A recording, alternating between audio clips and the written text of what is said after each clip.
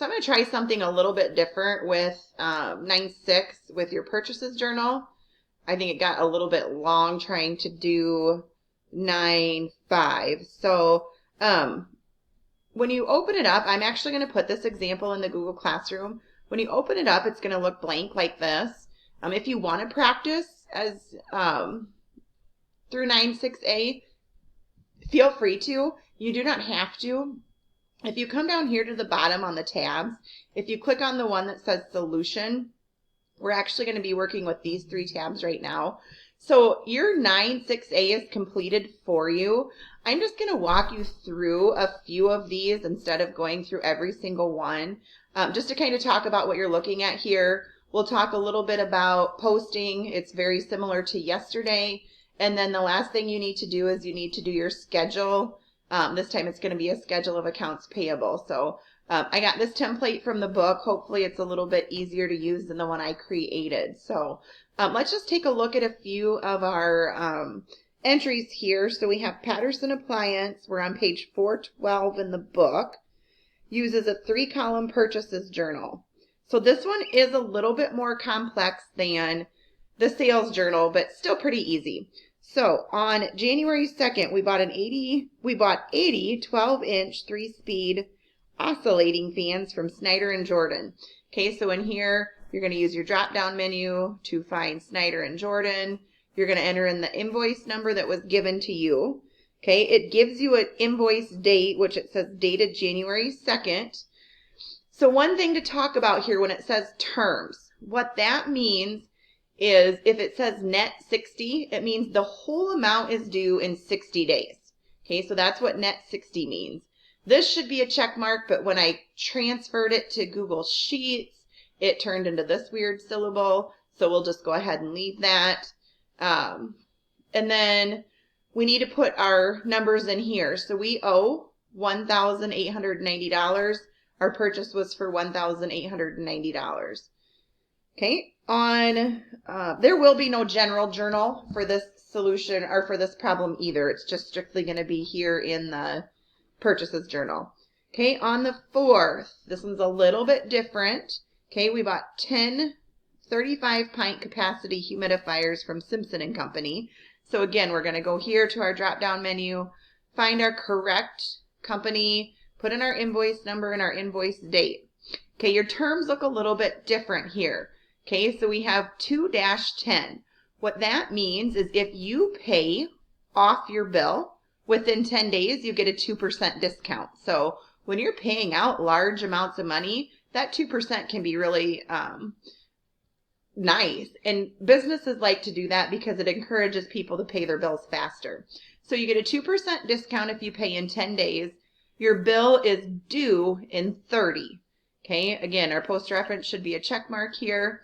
So when we're looking at here, it says FOB Durango, okay, freight prepaid and added to the invoice, $90. So I like to work backwards. I look at, okay, how much was the actual purchase? Okay, our purchase was $2,300. We were charged $90 in freight that we have to pay. So we owe them $2,390 total. So again, I like to work backwards. Think about, okay, how much did it cost? Did I owe in freight? So now how much total do I owe them? So you've had examples now of, the 2 different kinds, one with no freight, one with freight. All right. And then when you're done with that, you're going to total each column. And then you're going to go ahead and post. So what you need to do is we need to go ahead and post each one of these. So like Snyder and Jordan, we need to go to their account payable ledger. And you notice here, it's an account payable credit. Okay, so we're going to go find our Snyder and Jordan. We're going to credit their account $1,890. So if you go to your ledgers, I kind of like how this is set up. The ledgers, the general ledger and the accounts payable ledgers are all together.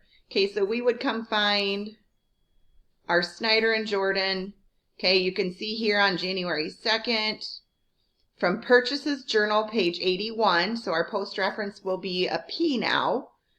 Okay, and we credit 1,890, so our new balance is 1,890 because accounts payable have a normal credit balance. Okay, so as you're working through this, the first thing you'll do when you're posting is go through and post each of the accounts payable into their individual accounts. Okay, when that is done, we need to take our totals. Okay, and if you notice underneath here in parentheses, it's got some accounts. So we need to go to our general ledger, and we're going to post into accounts payable as a credit. We're going to post that total. So you would come back to your ledger. You're going to come up here to your accounts payable. Notice our date is the 31st.